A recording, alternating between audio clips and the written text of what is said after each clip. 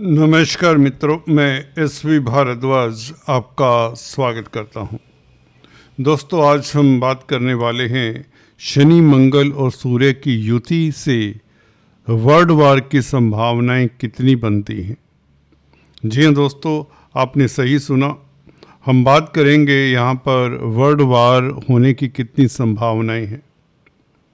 दोस्तों, ये 12 दिन 2 अप्रैल से लेकर 14 अप्रैल तक बहुत क्रूशियल रहने वाले हैं। इसकी चर्चा हम विस्तार से करते हैं। और जैसा कि आप देख रहे हैं, हमने लिखा है टाइटल में कि ये वार जून जुलाई तक भी पहुंच सकता है। कहने का मतलब इस वार का अभी जल्दी से अंत होने के चांसेस बहुत कम हैं। अगर हम डोनाल्ड ट्रंप की कुंडली को लेकर आपको बताएं, इसका उल्लेख करें तो गौर करिए। दोस्तों, इनकी सिंह लगन की कुंडली है। ये चार्ट डोनाल्ड ट्रंप का है, जो यहाँ पर मुख्य कर्णधार हैं अगर, तो वो डोनाल्ड ट्रंप ही हैं। इनका लियो लगन का चार्ट है, मंगल लगन में है। परंतु गोचर में देखें, शनि मंगल सूर्य अष्टम भाव में 2 अप्रैल से युति बना लेंगे।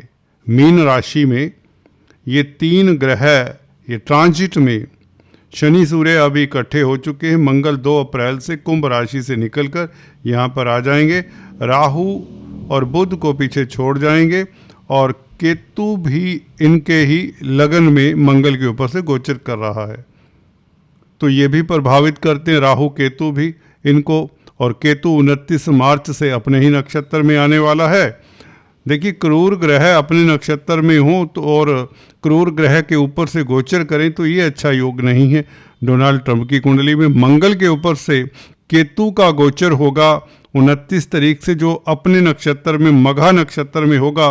तो ये डोनाल्ड ट्रंप की शख्सियत के लिए, पर्सनैलिटी के लिए अच्छा नहीं है। इनकी इमेज के ऊपर पहले से ही लोगों की उंगली उठ रही है कि बेवजह से काफ़ी लोगों को वार की स्थिति में धकेल दिया है, खासकर इज़राइल और ईरान और गल्फ़ कंट्रीज़।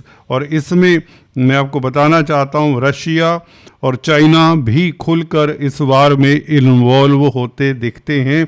अगर इज़राइल ने न्यूक्लियर जो उनके इंस्टॉलेशंस हैं ईरान के, उसके ऊपर अटैक किया तो ये वार न्यूक्लियर वार भी हो सकता है। कोई बड़ी बात नहीं। इस तरह के बड़े योग अष्टम भाव में डोनाल्ड ट्रंप की कुंडली ही बताती है कि इनको काफ़ी क्षति होने वाली है। इनके लिए इतना टफ टाइम ना कभी था ना कभी होगा आगे भी, क्योंकि ऐसा गोचर लगन में केतु, वह भी अपने नक्षत्र में, सप्तम भाव में राहु, वो भी अपने नक्षत्र में, शनि ऊपर से अस्त चले आ रहे हैं। पर इनकी दशा अंतरदशा देखते हुए मैं आपको ये बता सकता हूँ कि शनि मंगल सूर्य लगन से बहुत बुरी स्थिति में है, जो इनके लिए काफ़ी टफ टाइम है। डेफिनेटली जान माल का नुकसान हो रहा है। अमेरिकन लोगों के लिए भी अच्छा समय नहीं है और वर्ल्ड वार की स्थिति बनती हुई नज़र आती है। और अगर हम वर्ल्ड वार 2 की स्थिति देखें तो ये स्थिति थी। यहाँ पर शनि, वर्ल्ड वार 2 जब हुआ था, जर्मनी ने जब पोलैंड के ऊपर अटैक किया था, तो ये स्थिति थी उस दिन। शनि केतु इकट्ठे हैं। शनि प्रभावित मंगल से भी हैं। देखिए, शनि राहु केतु मंगल से प्रभावित है। 4 ग्रहों का प्रभाव इस कुंडली में दिखा रहा है। और शनि वक्री भी हैं, नीच के भी हैं। जब वर्ल्ड वार हुआ था तो मैलिफिक ग्रहों का इकट्ठा होना, उस वक़्त शनि राहु केतु और मंगल का इकट्ठा प्रभाव 12वें भाव के ऊपर था, जो कि लॉस का, डिस्ट्रक्शन का भाव है।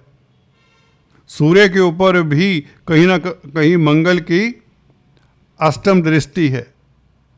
तो पांचों के पांचों ग्रह, क्रूर ग्रहों का संबंध बन जाता है। वर्ल्ड वार 2 इसलिए हुआ, ये बताना चाहता। तो ये जो स्थिति है, शनि मंगल सूर्य इकट्ठे हो रहे हैं, बड़े ग्रह, और राहु केतु यहाँ पर दोस्तों डोनाल्ड ट्रंप की कुंडली में एक्सिस पर हैं, इनके लगन एक्सिस के ऊपर हैं, तो ये काफ़ी रिस्की है। ये समय खासकर 2 अप्रैल से जब शनि के साथ मंगल का संबंध बनता है, सूर्य ऑलरेडी साथ में है, तो ये जान माल का नुकसान और भी कर सकते हैं। खासकर मिडल ईस्ट के जो कंट्रीज़ हैं वो ज़्यादा प्रभावित होने वाले हैं। इज़राइल का मुझे लगता है यहाँ पर नामो निशान ना रहे, कोई बड़ी बात नहीं। और ये वार दोस्तों लंबे समय तक चलने वाला है। It can go beyond June July even. जून जुलाई तक तो इसके होने के योग बनते हैं जब गुरु राशि परिवर्तन करेंगे 2 जून को।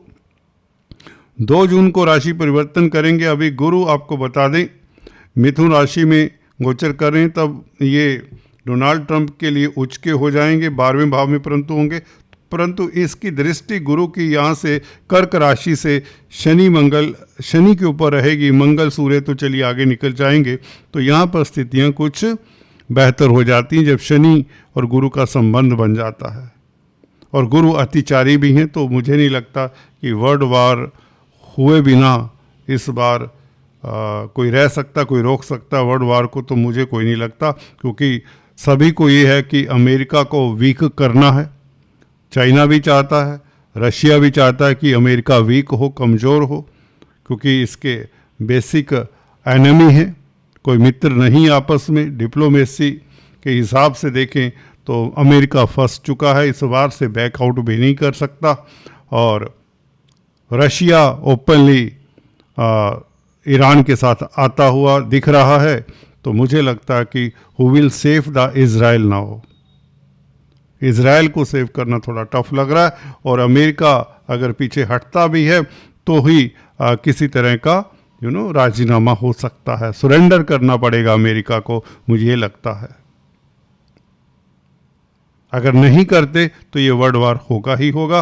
अगर ये जो हॉर्मुज स्ट्रेट है उसको खुलवाने की अगर इन्होंने कोशिश की तो ये वर्ल्ड वार का रूप ले लेगा, बिकॉज मैसाकर होगा, काफ़ी जान माल का नुकसान होगा, तो उस स्थिति में things will version.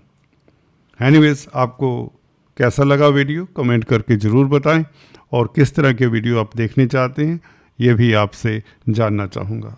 Thanks for watching this video. God bless you.